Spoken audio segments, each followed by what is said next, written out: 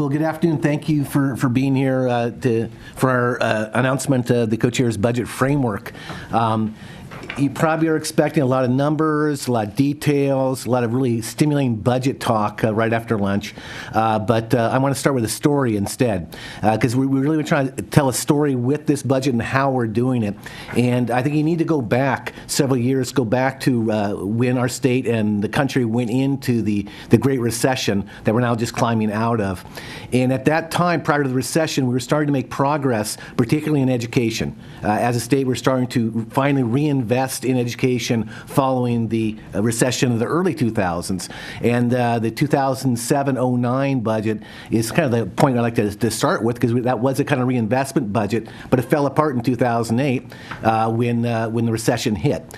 So many of us involved in Ways and Means have been working on the state budget since that period of time, since 2009, 2009-11 biennium, to try to put things back together, to start building forward again for the state, particularly in regard to education, which is the top priority of the Oregon legislature, and it's the top priority of the governor as well. And it's the top priority of Oregonians. Education is what we're here to try to invest in and try to move forward. We have a number of people, as I mentioned, both on the Senate side and the House side, who've been involved in the process for many years. So we have a unique opportunity to do the budget a different way in 2015. We have a unique opportunity to get into the budget process sooner, to get a basic framework to the subcommittees sooner, and set the legislature to work to get the best possible budget out of this process that we can. Senator Devlin and I have worked together for 4 years as co-chairs. Our presiding officers are both returning back to the presiding officer posts. We have senators like Senator Winter, Senator Bates, Senator Whitsitt, we have Representative Nathanson, we have Representative Comp, we have legislators who have been involved in the process for many years, all trying to work in the same direction of moving education forward. And that's what our framework does. Our goal is to move education forward in all parts of education. Tremendous work's been done over the last several years to hold down the cost in human services, particularly in health care. Tremendous work has been done in recent years to hold down the costs in public safety. That has been bipartisan work, that has been work that's been done by this legislature and this governor to give us the opportunity to move forward in education. So our message to you today is that this story, this is just another chapter of this story that we are writing, and it's an early launch pad for the budget process for 2015.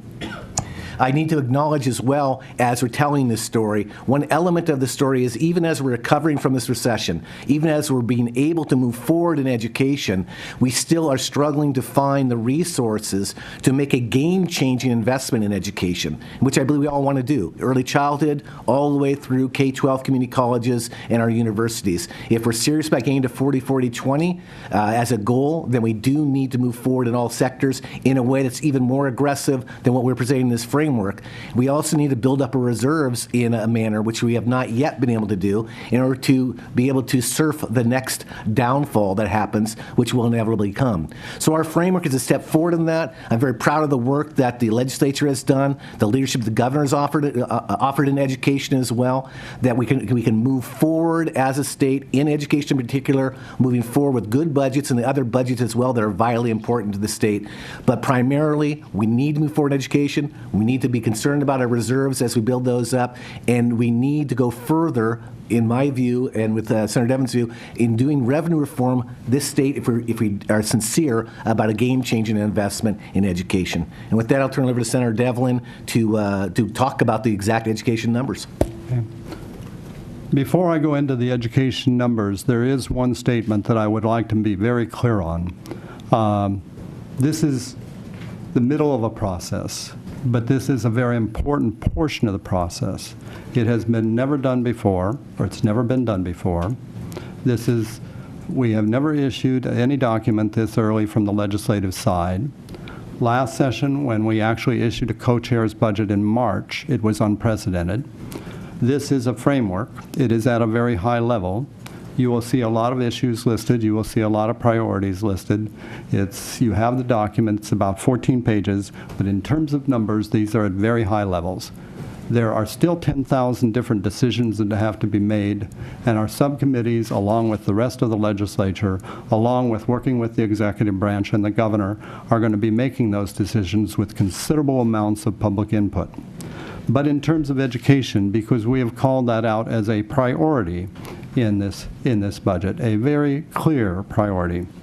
The overall number that we have in education is approximately $9,602,000,000. And before you report that as the state school fund, that's all of education.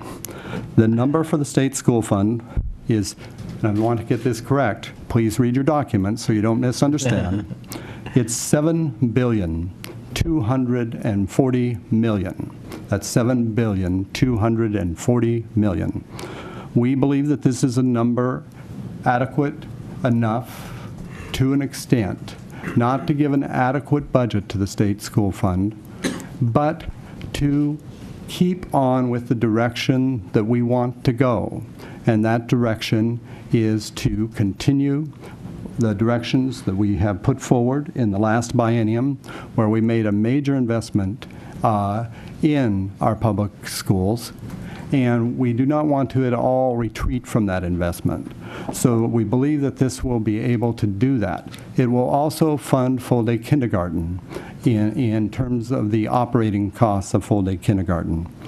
One of the things, though, that we wanted to do in the last biennium, and we tried to do some of it, but we didn't do as much as many members wanted, representing the people in their district and the people of their state, is to invest more in post-secondary education. So we are recommending a budget for our university system of $635 million as the university support fund. Total funding is beyond that, but that is the basics university support fund, $635 million. For community college, the number is $535 million. We also are funding student assistance at similar levels to the governor. And I want to spell out something here particularly clear, because you'll have a lot more details in the document that you have. We believe a number of the priorities that have been pointed out in terms of early childhood education, in terms of career technical education, and in terms of science, technology, engineering, and management, or otherwise known as STEM, are very important. So we've set aside within our budget $60 million to begin to look at how those investments will be made, not actually making any decision on the division between those various items and the dollars that are being set aside. Also, we have a wish list, and the wish list is basically should more revenue should we actually gain more revenue in this particular upcoming biennium and future forecasts. And part of that is on the education side, part of that is on the human services, public safety, natural resources, economic development side. But we think we can even improve upon the numbers that I have given you should actually there be more revenue available this biennium than we currently predict. But the two things I think that we want to emphasize here, if I can go back to your statement about process, is this is not the end of the process. There are 10,000 decisions that still need to be made, but we want to put education at the forefront of our recommendations, and we not have only tried to balance in terms of revenue and expenditures, but we are balancing in terms of priorities. And I think that's the fundamental thing that we want to emphasize. Thanks, Aaron. The other comment to add before opening up to questions, just to reiterate, the other subcommittee sections of the budget are in the documents in front of you. Each one of them compares the expenditures that we're proposing to the budget for the current budget cycle that we're in right now. There are a list of targeted investments in each budget area. There's a list of issues that need to be resolved by the subcommittees that we're aware of. There are more issues. We took what we thought to be the most important issues in each subcommittee area for the subcommittees to start to wrestle with. The investments that Senator Devlin mentioned in the early childhood area, STEM and CTE, those are investments on top of the roll-up of the investments in this budget as well. So we're definitely we're not starting from scratch in these areas. We're adding to the roll-up costs in these areas, and the subcommittee on education is going to have a great deal of work to do to try to determine how to use those resources to make sure that we are addressing the concerns that we all share in the early childhood realm. In the human service area, for instance, there's also additional funds targeted for the employment-related daycare, which is a program that I think the executive branch and legislative branch are both interested in trying to expand to more families, and the TANF and the other anti-poverty programs are also priorities in other areas of the budget. With that, one more comment about our approach to reserves. We are determined to put the full 1% into the rainy day fund from the budget in order to help build the rainy day fund. At the end of this budget cycle, the proposed budget cycle, we will have the largest reserves in state history. Again, there's still not enough. We still need to increase our reserves as we go forward, but we feel it's necessary to put the full 1% in order to build the rainy day fund along with the education stability fund to help weather the next economic downturn when it comes. And with that, Senator, if it's okay with you, we'll open it for questions. Yeah, questions. Question, I assume your framework budget does not assume any formula changes in education, unlike the governor's budget. Is that correct? I'll let the guy who does the formula do that. I think it does not assume any changes in the formula. We have actually identified some things where we believe there are additional resources needed. One is in the area of high needs children. When we actually made some modifications to the formula some years back, we were funding about 80% of the cost of high needs children for school districts. Those are the costs in excess of $30,000. We are now down to funding only about 40%. We want to boost that number back up, because when a school district ends up with a few more high needs children than they are anticipating, it can be a major impact on a school district, particularly if that is a small school district. One of the other things that we have done is there were at least one item that was funded as a reduction from the state school formula, where we have put some of the money over in the Department of Education, so there is not that deduction from the state school formula actually any longer. Now, obviously, there could be a discussion in this session about changes. I actually know of bills that have been introduced, but we have not assumed any change in the formula at this point. Anybody else? Sir, Fred. Does the budget assume that the cost controls will be in place for PEB and OEB, and that the cost of health insurance for those public employees will stay under the caps? And what happens if they don't? Okay. Go ahead, Richard. It does assume that the cost controls in place for PEB will be there, and it doesn't assume that we will actually meet those. I think we are intrigued by the governor's proposal on the Oregon Educators Benefit Board, but obviously the advance work has not been done there. It has taken PEB a couple to several years to get to this particular point. And we believe, while we're intrigued by the potential of savings that are there, we have not included those savings in how we have determined what this budget will be. Are there areas of the budget where you were not able to give revenue at the current service level, where the continuing the existing programs would have to where the existing programs would have to be scaled back based on the revenue that you're giving to those areas? There's in the human service sub, and we've done this, Jonathan, almost every biennia because it's such a large and complex budget. Overall, there is a slight reduction from current service level in the entirety of the human service area budget. There's a slight challenge for the subcommittee to go after.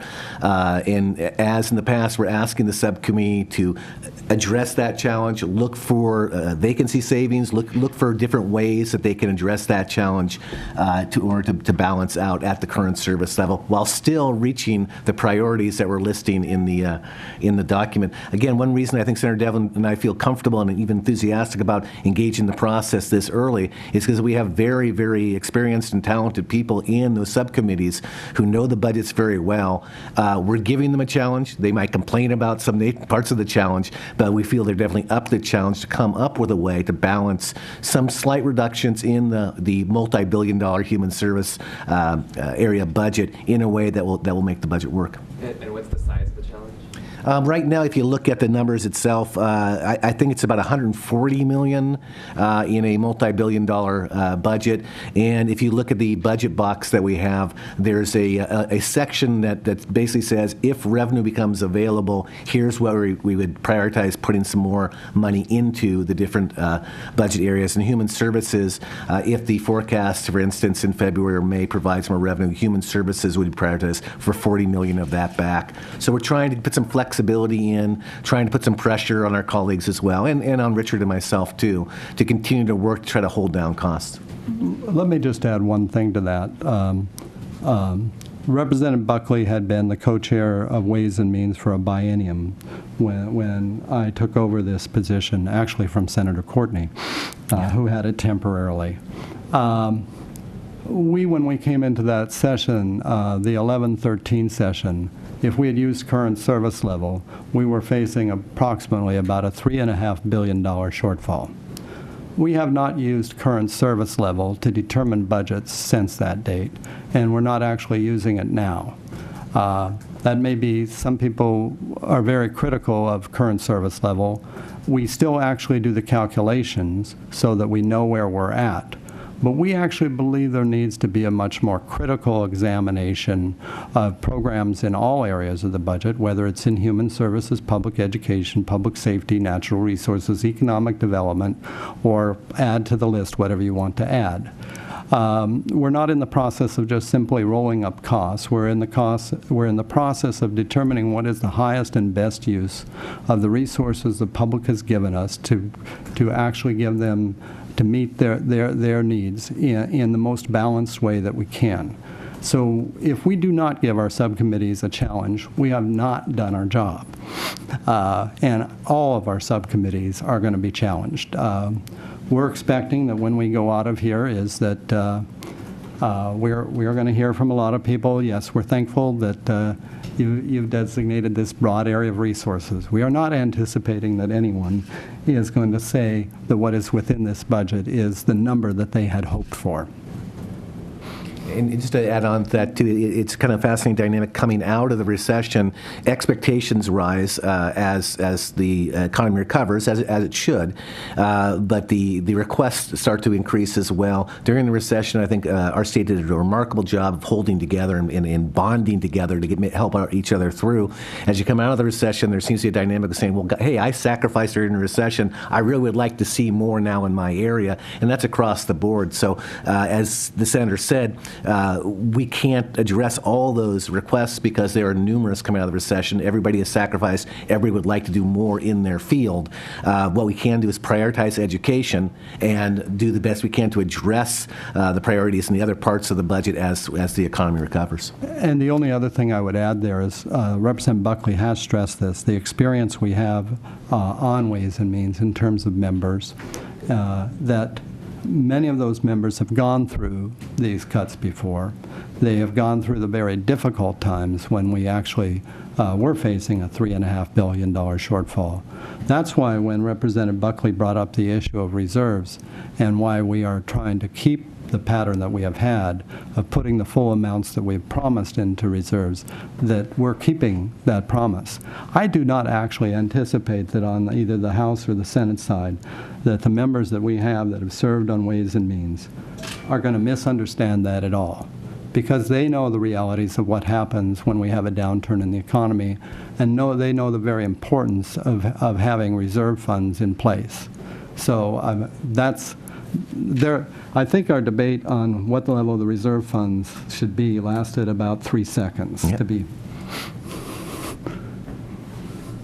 Senator Devlin, earlier you, Yes, as a next. member of the State Debt Policy Advisory Commission, you heard a report that projects that the state will have up to approximately $1 billion in additional debt capacity during this coming biennium for which you prepare this budget.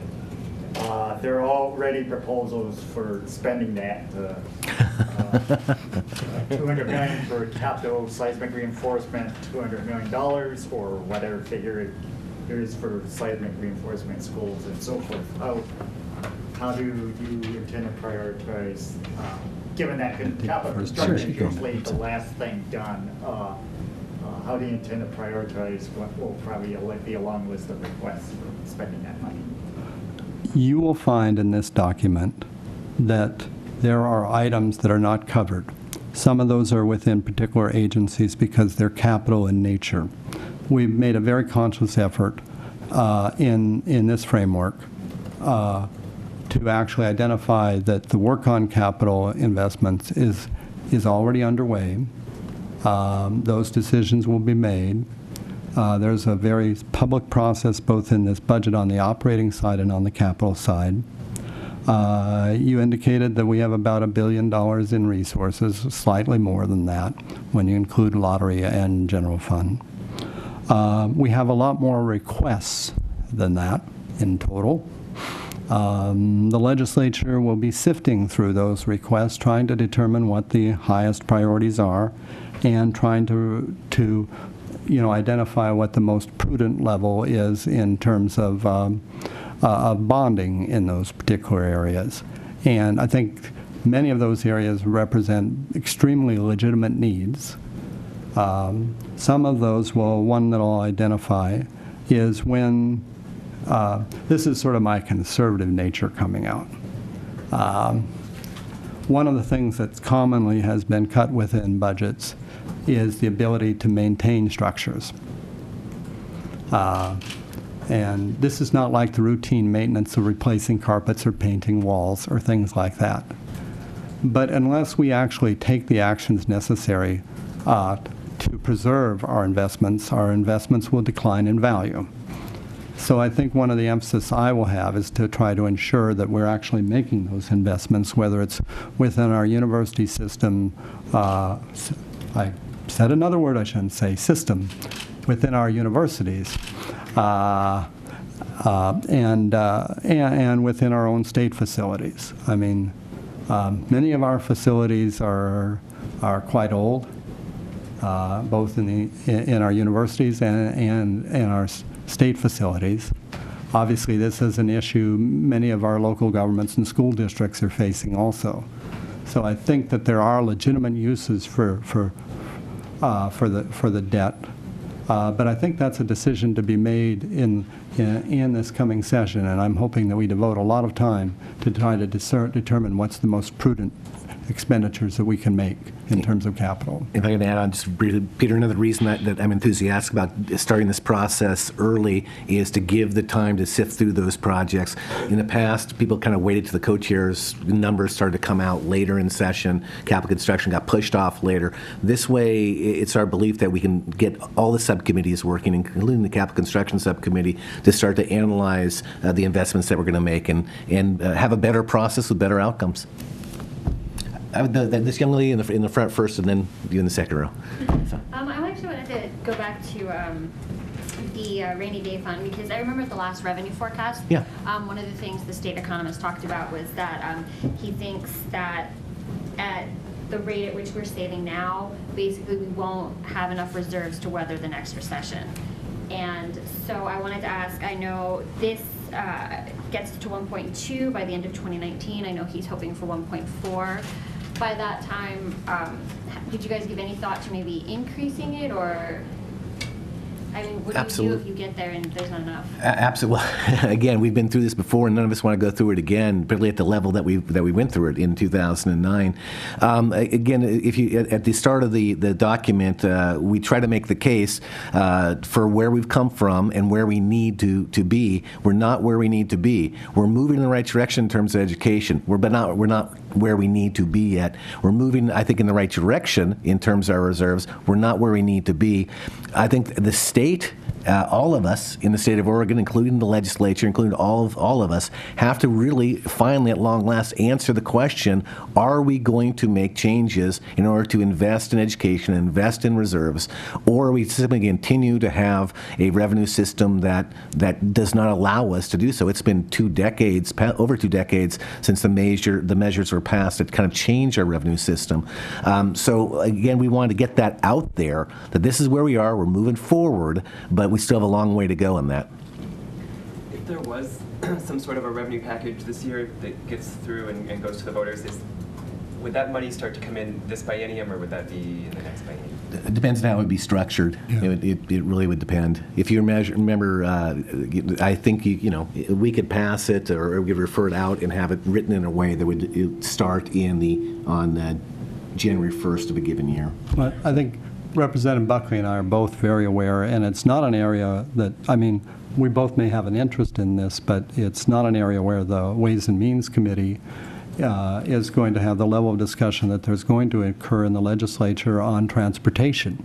Correct. Because there is going to be a very broad discussion in the legislature this session about the transportation needs of the state and how we identify them and how we actually fund them potentially. So I think that's a given out there. The other thing is our forecasts are obviously subject to change. The other thing is I think maybe we should re-examine our 2 reserve funds and see how they're structured and whether or not we should potentially change the structure of them. Going into too much level of detail here, which I'm often known for doing. It's true. But the time to actually restructure the Education Stability Fund, and I'm not saying we would do this, that would be the decision of the legislature and the governor would have to concur, would have been when we had no funds in the Education Stability Fund, because there's provisions within that, and it is constitutional, that dedicates the earnings from that to various activities. And when we had no funds, there were no earnings. And it would have been a good time actually to examine that. We're not very far away from that. So one of the reasons that fund doesn't grow as fast as it would is it would grow at a much faster rate if its earnings were retained.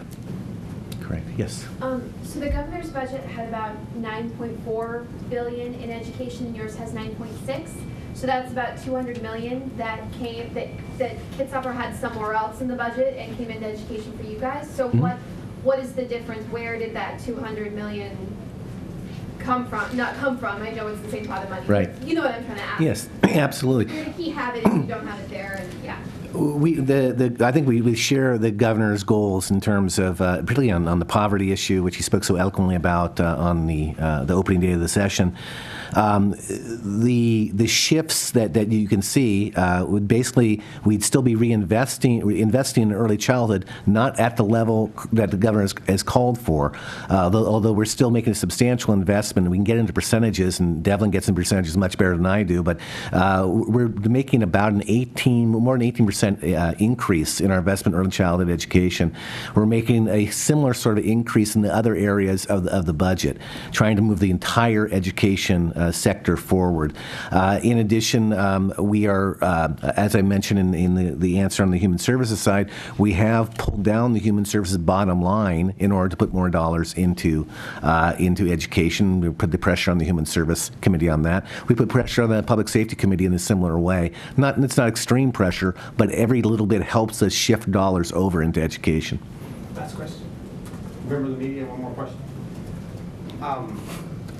So what came of those, the new costs of the Department of Labor on DHS with the home care workers? Okay. How do the numbers now compare to what was being resolved last fall and winter?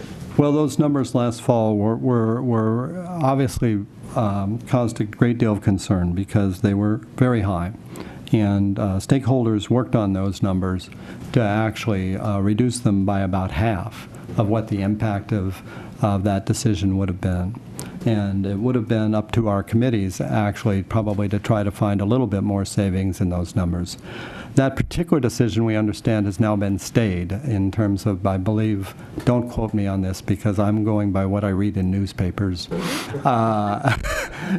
Easy. Yes. Know your audience. I believe it's in the District of Columbia that it's been stayed, and it will go to the circuit there. So that decision has been stayed. But at the same time, when we talk about thinking about the budget, this is one thing we are thinking about. Just because the decision is stayed does not mean we're not taking it into consideration. Correct. We may need to start making some changes so that when the decision comes forward and it perhaps is not in our favor from a financial standpoint, that we're able to deal with it. Correct. It's actually giving us something that we actually wanted, a little bit more time to deal with the decision. I think one of the things that we were particularly intrigued about by the decision is it obviously did not have to do with our particular situation. It had to do broadly across the United States. Is nobody seemed to understand the home care, health care system that we had and how disruptive it would be to try to implement this decision in a very short time frame. And there are lots of stakeholders that have to be consulted. Probably the first stakeholder that should be consulted is the person with developmental disabilities that is going to be impacted by this, and maybe the loved ones that particular individual has. And then you have the workers that have to meet their needs, and then you have to compare that to the other priorities we have. And those things don't turn on a dime. They can't be decided in a week. And actually, I think this is giving us the breathing room Correct. to maybe think about different ways that we could address this. And if there are issues within how we've treated home health care workers that are not appropriate or not fair, maybe we should even advance and make some of those decisions now so that we are in a better position should a court decision be rendered. I'll give you an example, and I get too specific here. You would think if you were with an employer and you had 3 different job locations, they're not going to provide you commuting costs. But if you're going from one job location to the next job location to the next job location, perhaps you should be compensated for the time in between those job locations. Correct. I mean, all of us just looked at ourselves when this issue came up and says, that sounds reasonable. Yeah. And maybe that's something we should consider this session. All right, thank you, guys. If you have follow-ups, I know you guys are going to be into the details of this and have other questions, just get with Jared and I. We will try to get with the co-chairs and get you guys in. Thank you.